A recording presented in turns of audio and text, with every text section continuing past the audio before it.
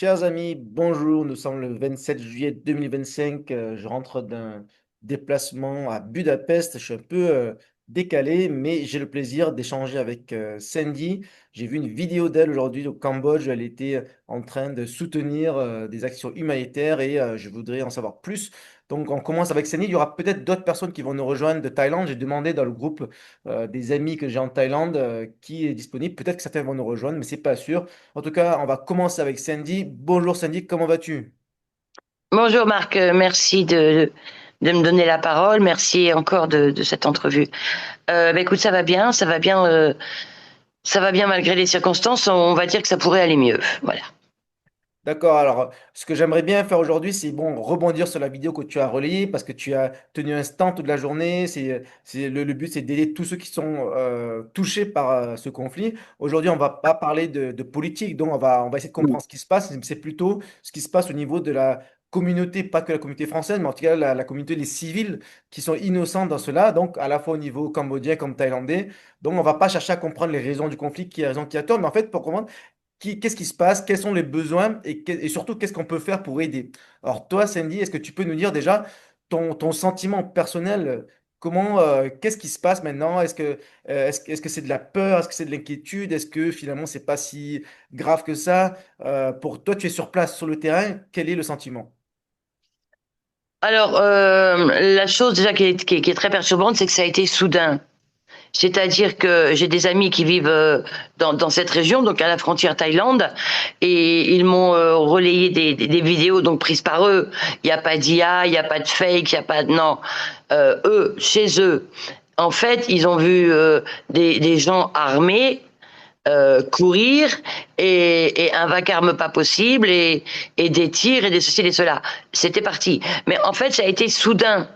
On savait qu'il y avait des petites frictions, on savait que c'était tendu, mais de là à ce que ça parte avec des armes et ainsi de suite, c'était improbable. C'était pas, on pouvait pas le préméditer.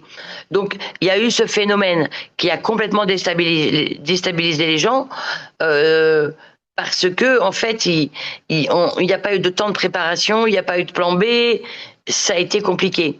Heureusement, le gouvernement est réactif et a quand même des protocoles. Donc, les gens qui étaient trop près de ces zones de conflit ont pu être déplacés rapidement, assez rapidement. Mais le problème qu'il y a, c'est que c'est une région agricole où on fait notamment du riz, mais aussi beaucoup de fruits. Et c'est une région où il n'y a pas grand-chose autour. Donc déplacer les gens, c'était que vers dans d'autres terres, que de la terre. Et donc on se retrouve aujourd'hui avec plus de 80 000 personnes qui sont dans des champs. Et, et ça augmente tous les jours parce que les zones de conflit bougent, s'étalent, s'agrandissent, sont sur le territoire cambodgien maintenant. Et donc, au fur et à mesure, les gens s'en vont. Donc, on a un manque de tout. Alors, il y a une chose qui est extraordinaire et que je vis pour la première fois que j'aurais aimé pas vivre. Mais quitte à être dans une situation comme ça, tirons-en un peu de bon et surtout de la foi en l'humanité. Les Cambodgiens d'eux-mêmes, mais d'eux-mêmes, n'ont pas eu besoin d'appel de ministres, d'autorités, de gouvernement. D'eux-mêmes, immédiatement ont réagi, immédiatement ont compris la situation et immédiatement ont mis en route des plans d'aide volontaire. Tout de suite. Donc ça a été, en fait, on a été basculé dans un mouvement et on a suivi, hein, on a suivi. Et aujourd'hui, je crois qu'à travers le pays, il devait y avoir à peu près 300 points où les gens pouvaient venir donner des dons, apporter des dons. Alors, je- Cette solidarité comme ça, spontanée, est extraordinaire. alors justement, en parlant de points, j'ai vu aujourd'hui, c'est comme ça qu'on est arrivé à cet échange là en ce moment. Donc dimanche 27 juillet, lieu de réception pour des dons matériels pour une aide pour les sinistrés. Donc en face de la caserne des pompiers de Koh Pich. Donc donc tu as ici à Phnom Penh. Qu'est-ce qui s'est passé? Donc tu es bénévole pour les soutenir. Comment tu es arrivé à ça? Ils ont fait appel à toi, tu t'es proposé. C'est qui organise? C'est officiel? C'est les civils? C'est qui? Alors en fait, c'est une association d'entrepreneurs qui s'appelle Association 1% Global et avec qui je travaille, qui réunit en fait des CEO de toute l'Asie. Et eux ont pris l'initiative de dire bah, on va faire un point puisqu'on est quand même beaucoup d'entrepreneurs, on est censé connaître pas mal de monde. Donc ils nous ont passé un appel en disant voilà, dimanche on va monter des tentes, on n'a rien prévu de plus. Maintenant, à nous de diffuser et essayons de récupérer des dons. Donc ils ont juste envoyé ça, mais comme ça, hier. Et de là, sur 400 CEO que nous étions il y a quelques jours, on était 200 à se mobiliser. Et encore une fois, c'est une vague d'humanité, de bienveillance, de solidarité qui est là et hop, on surfe, on y va. C'est aussi simple que ça. D'accord. Et donc là, vous avez collecté tout ça. Il y a qui c'est qui va les acheminer. Vous avez déjà tout organisé, la logistique. Ouais. Le gouvernement, il n'est pas du tout impliqué. Il valide, il autorise, mais là, c'est totalement une initiative citoyenne. Exactement, exactement. Le gouvernement n'intervient pas du tout. La seule chose qu'ils ont demandé aux gens qui faisaient spontanément comme ça des collectes, c'était de ne pas diffuser où ça allait, de façon à ce que, toutefois, s'il y avait une malveillance ou quelque chose, qu'on ne sache pas où étaient exactement les familles et les points. Mais autrement, non, on se débrouille tout seul. Et en fait, on a la chance, nous, dans notre groupe, on a beaucoup d'entrepreneurs et on a justement quelqu'un qui a une compagnie de transport. Donc, ça a été de fait. On en a un autre qui fait de la location de matériel. Donc, on n'a pas eu besoin de demander des locaux ou quoi que ce soit. Voilà, en fait, entre nous, on a vu qu'on avait toutes les ressources pour essayer d'être autonome et, et faire l'action. Et on a débuté donc ce midi, en fin de matinée, ce midi jusqu'à 19h. Et à 20h, un gros camion est arrivé et on l'a chargé. Alors c'était un peu dur. Là, waouh. Surtout qu'il n'y avait pas de plateau élévateur en fait. Donc il fallait tout mettre à bout de bras. Bon, heureusement on était une bonne équipe et le camion est parti et va rejoindre la direction de Verpoursat. Voilà, Ok, une, super. une des Alors, je provinces. vois dans tes publications, dont Business Center, Red Amazon, il y a des prénoms. Donc, j'ai l'impression que la communauté française est assez mobilisée. Ouais, ouais. Donc moi, de la communauté française du Cambodge, il n'y en a que quelques-uns. Peut-être une cinquantaine qui se sont manifestés sur les à peu près entre 5 et 7 000 Français que nous sommes. Mais la plupart des Français, selon la ville où ils étaient, ont participé, sont allés dans les points de leur ville et font des actions aussi. Moi, la mienne est peut-être visible parce que bon, on se connaît et que tu es relié à mon réseau. Mais il y en a plein qui ont fait comme moi partout à travers le Cambodge et pas que des Français, plein d'autres nationalités, tout le monde. Puis des Khmers, bien sûr, des Khmers pour les Khmers. Mais là, en fait, j'ai remercié les gens donc, qui sont venus dans notre mouvement à nous parce que c'était plus facile. Et notamment, il y a beaucoup de Français de France, des gens de France, notamment Alexandre Touristes. Debanne avec ouais, non, des gens qui viennent en vacances, mais qui organisent aussi, qui ont un lien en fait particulier avec le Ah, tu Cambodge veux dire, depuis la France, ils envoient de l'aide. depuis la France. Depuis la France, j'ai eu énormément de demandes, donc je prends pas des dons d'argent quand ils sont de l'étranger parce que c'est toujours compliqué avec les conversions, mais on a quelqu'un en France qui a un compte français qui s'occupe de ça. Donc ça, c'est pareil, ça s'est trouvé hier après-midi dans l'urgence vu les demandes, mais pareil, on a trouvé les Ah, ben, solutions. tu peux me relayer ça. Je peux relayer le lien si des gens veulent faire des dons en euros. Tu veux dire, c'est possible. Il y a un compte en France Il pour y a ça. un compte, voilà, il y a quelqu'un qui est en France qui est complètement safe. Hein, Il y a transparente. voilà, transparente. C'est une ancienne, enfin, non, c'est une ambassadrice de paix franco-cambodgienne. Donc, et en ce moment, elle est en France, donc c'est plus facile. On a aussi un artiste franco-khmer qui est en France actuellement et qui aide. Bon, voilà, on a mis en place, on a su trouver en fait dans le groupe, dans les groupes, les ressources. Donc, ça a été.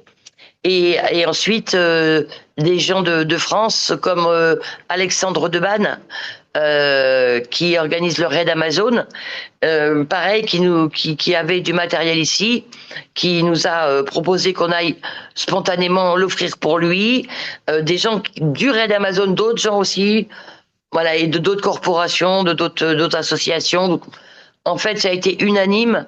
J'ai, je suis très triste de ce qui arrive, mais vraiment, encore une fois, dans l'humanité que que je vois qui ressort, euh, des propositions spontanées de gens qui disent qu'est-ce qu'on peut faire, on voudrait aider.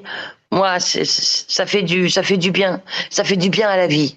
Alors justement, je vois dans un de tes posts, tu as écrit il manque encore des lampes électriques, les produits anti-moustiques. Mm. Donc de quoi, qu'est-ce qui manque maintenant? Qu'est-ce qu'il faut à part de l'argent sur le compte français au Cambodge? Qu'est-ce que peuvent faire les Français ou en tout cas tout le monde, tous ceux qui sont au Cambodge ou dans le coin peut-être? De quoi vous avez besoin? Alors de toute façon, de l'argent, même si on nous transmet de l'argent, nous on ne donne pas une enveloppe d'argent. On va acheter ce qui va manquer. Alors je pense que peut-être, ça je n'ai pas encore la réponse. Je présume que les gens qui font des points de collecte savent vers où ça va aller. Et que ça permet de savoir sur ce point-là où il y a des déplacés, de quoi ils ont besoin maintenant. Parce que selon où ils sont déplacés, ils ne sont pas dans les mêmes infrastructures, ils sont peut-être même pas dans une infrastructure, donc les besoins vont pas être les mêmes. Nous, sur ce qu'on relaie, on sait que dans cette province-là, on sait où on en est dans ce que nous on apporte, mais dans ce que d'autres apportent. Les gens sur place qui s'occupent des gens, des déplacés, nous tiennent informés. Donc là, par exemple, ce soir, on a fait le bilan de tout ce qu'on avait encore apporté, enfin, là, qu'on a aujourd'hui, et là, il nous manque des lampes torches, parce qu'effectivement, c'est en pleine campagne, donc il n'y a pas de lumière, il n'y a pas de groupe électrogène. Donc, les lampes torches, les moustiquaires, on est à la saison des pluies, beaucoup d'humidité, donc beaucoup de moustiques. On manque de produits moustiques, aussi anti-moustiques. On manque de lait. Donc des laits en boîte pour les enfants, des laits, des bouteilles, des packs de lait et aussi des petites boîtes de lait sucré aussi qui est utilisé pour la cuisine, pour les petits. Donc voilà, ça c'est les choses essentielles sur lesquelles on va essayer de travailler cette nuit et demain. Demain on relance le même point de collecte demain, donc de midi à 19h, et on le fera aussi mardi. Et à chaque fois, on va regarder pour s'adapter aux besoins. Ouais. Ok. Bah, super. Est-ce qu'il y a tu sais s'il y a des actions menées par l'ambassade de France au Cambodge ou les associations, les élus, les conseils consulaires? Est-ce que tu as vu des communications? Qu'est-ce qu'ils font? Est-ce qu'il y a quelque chose qui est organisé? Alors au niveau de l'ambassade de France, non, je n'ai, je n'ai rien vu, mais je suis pas, enfin, je n'étais pas addict depuis 4 ans de leur réseau. D'accord. Ça a peut changé. Donc je ne sais pas, mais je n'ai pas vu en fait. Je suis quand même inscrit sur les listes consulaires. Je n'ai pas vu d'appel en ce sens officiel. Donc je ne sais pas. Après les associations, oui, il y en a qui sont aussi sur le terrain. Oui, oui, Les heureusement. assos françaises. Oui, les associations françaises, oui, oui, sont mobilisées. Ça va. Et les conseillers consulaires, Victor Remigi, qui est un des 3 conseillers consulaires, oui, participe énormément.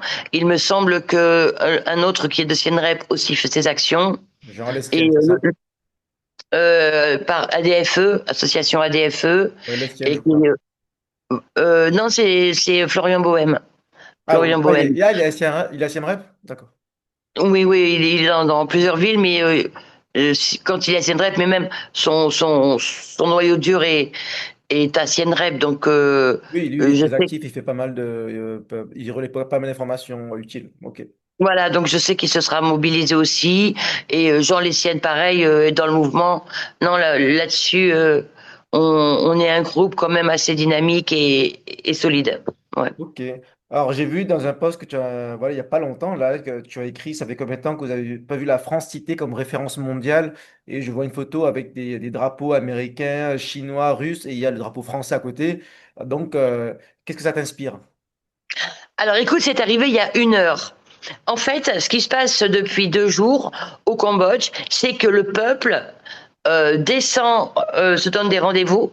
Donc c'est très pacifique, les gens chantent, mais en fait, leur but est de se montrer avec des pancartes et de dire le Cambodge n'est pour rien, le Cambodge veut la paix, ne détruisez pas notre culture, nos patrimoines. Voilà. Donc c'est pas du tout politique, mais ils veulent simplement dire qu'ils ne veulent pas la guerre. Et on a des enfants de 7 ans et des personnes de 77 ans, voire plus. C'est spontané. Et là, ce panneau-là, c'était il y a 1 heure à Siem Reap, donc la belle ville des temples, à Pub Street. Tout un groupe de personnes est arrivé, d'autres se sont joints. Et il y avait une jeune fille qui tenait un panneau où il y a marqué «Nous avons confiance en vous». Et il y avait le drapeau cambodgien en bas. Et ensuite, il y avait les Américains, il y avait le Royaume-Uni, il y avait l'ONU, les Chinois, et en dessous, la France. Et là, bah, ça m'a mis une claque. Ça m'a mis une claque parce que je ne sais pas si on mérite actuellement, vu nos positions mondiales. Enfin, je vis plus en France, donc je peux moins en parler. Mais j'ai pas l'impression qu'on ait une belle aura ou qu'on fasse des choses spectaculaires ou qu'on ait encore une parole qui compte. J'ai pas tellement l'impression, au vu de différents médias, que je regarde pas voilà, je regarde un peu tout. Et j'ai pas l'impression, j'ai plutôt l'impression qu'on perd du terrain. Et de voir ce panneau avec notre drapeau bleu, blanc, rouge, avec tous ces grands pays, c'est que cette jeune fille, elle estime que nous sommes une grande puissance, une parole qui compte, avec une place majeure dans le monde. Et ça m'a fait bizarre, parce que c'est plus comme ça que je nous vois. Mais j'ai compris que pour les Cambodgiens, c'était peut-être comme ça qu'ils nous voyaient encore. Oui, je pense Et que pour ça eux, donne une, l'histoire, les traditions, ça reste important. Et j'ai l'impression que les Cambodgiens sont encore très francophiles. Et donc, quand on voit ça, je pense que ça donne encore plus envie de soutenir, ça donne une certaine responsabilité. On se sent, on a un peu le devoir de faire ce qu'on peut pour les soutenir. bah, encore plus. Bon, on l'aurait fait même s'il n'y avait pas eu notre drapeau sur cette pancarte, hein, Oui, puisque tout de à toute fait. façon, on l'avait déjà fait. Mais là, en fait, oui, effectivement, ça donne une très grosse responsabilité supplémentaire en se disant, si cette jeune fille, écoute, la jeune fille, elle a peut-être 25, 27 ans. Donc, elle n'a pas connu le protectorat, elle a pas connu cette période. Au mieux, elle a pu l'étudier ou en entendre parler. Mais de nous placer à cette hauteur et avec ces mots, nous avons confiance en vous, Alors, d'après ça toi, fait qu'est-ce qui se quelque passe chose. dans la tête de cette fille? Qu'est-ce qu'elle veut? Elle veut une intervention pour la paix, elle veut de l'aide humanitaire. Qu'est-ce qu'elle veut? Qu'est-ce qu'elle croit que le rôle de la France va avoir à faire là-dedans? Ben, ils veulent que, en fait, toutes ces nations et toutes les autres, et c'est pour ça qu'ils font ces démarches. Ils veulent que ce soit su euh, dans le monde, que le monde voit que le Cambodge est attaqué et que le Cambodge ne veut pas la guerre. Et que le mot est passé dans la jeunesse, dans le peuple, que si on montre au monde ce qui nous arrive, le monde nous regardera et le monde peut-être aidera à ce que ça s'arrête. Et donc c'est là-dessus il y avait le drapeau français pour que les Français se sentent concernés et relaient l'information en disant non, non, on ne veut pas de ça. Voilà. Alors justement, les Français qui sont au Cambodge maintenant, ils ont quel sentiment? Est-ce que, il y a des craintes? Est-ce qu'ils ont peur que le conflit s'étale et que ils soient directement impactés? Est-ce que toi, dans ton activité, comme tu vois passer pas mal d'expatriés ou de touristes, tu crois que ça réduit est-ce qu'il y a des voyages qui sont annulés? Quel impact ça a maintenant pour la communauté française et les expats en général, les touristes? Alors, pour les touristes, oui, effectivement, les gens s'inquiètent. Bon, on n'est pas en haute saison, donc les gens, bon, certaines personnes viennent en août, nous demandent, donc on les rassure en disant que si tu es sur la zone de conflit, oui, forcément, mais si tu regardes ce qui est marqué sur le site internet du ministère des Affaires étrangères européennes, c'est marqué ne vous approchez pas de cette zone et jusqu'à 50 kilomètres. Bon, après, si tu as envie d'aller là-bas, bon, bah, tant pis. Mais donc, si on est dans une autre partie du pays, on peut voyager complètement normalement. Il n'y a aucun risque. Tous les avions, même de Thaïlande, continuent à arriver et ils repartent aussi en Thaïlande sans aucun problème. C'est vraiment un conflit qui est terrestre et à cet Très endroit précis, localisé. Ouais. complètement. Alors après, pour ce que pensent les Français, euh, j'ai pas mal de personnes qui m'ont dit, mais si ça venait vraiment à s'envenimer, tu vas partir, tu vas aller où, tu feras quoi? Et d'autres Français ont eu la question, et je crois que sur 10, j'en ai 8 qui m'ont dit, mais c'est ici notre pays. On va pas laisser notre peuple dans la souffrance, on va rester. C'est clair? Alors bien sûr, ceux qui ont des enfants, des petits-enfants, oui, envisagerait de quitter le pays, mais et puis de suivre ce que demande la France, ce que nous propose la France, en tant que pour nous enlever d'ici. Mais Ah, énormément resterait. Beaucoup, beaucoup, oui, mais c'est on n'en ça. est pas encore là. Non, mais quand bien même ça arriverait, je crois qu'il y en a beaucoup qui ont déjà pris leur décision. Et moi, je fais partie de cela. Il est hors de question que je quitte le pays s'il est en peine. Jamais. Ok. Est-ce que tu as des échos des Français ou d'autres personnes qui sont en Thaïlande, qui sont un peu de la même situation que toi, qui n'ont rien à voir avec ce conflit, qui doivent aider des personnes à s'en sortir, etc. Tu as des amis qui sont en Thaïlande, ou soit tu as des... comment tu vois, ou alors est-ce que tu as un message à faire passer aux Français qui sont en Thaïlande? Parce qu'en fait, je voulais échanger avec, mais ce soir, on n'a pas pu, c'est un peu last minute. Si tu avais des Français qui sont en Thaïlande en ce moment, qu'est-ce que tu leur dirais? Ben que nous ne devons pas je crois, nous positionner et être entre deux feux sans vilain jeu de mots. Je pense que chacun en a choisi un pays, qu'on aime chacun ce pays, mais moi, ça n'empêche pas que les Français qui sont en Thaïlande, je comprends ce qu'ils peuvent vivre, puisque moi, dans ce pays d'ici, je vis quelque chose qui est difficile et je suis solidaire avec le peuple qui m'a accueilli.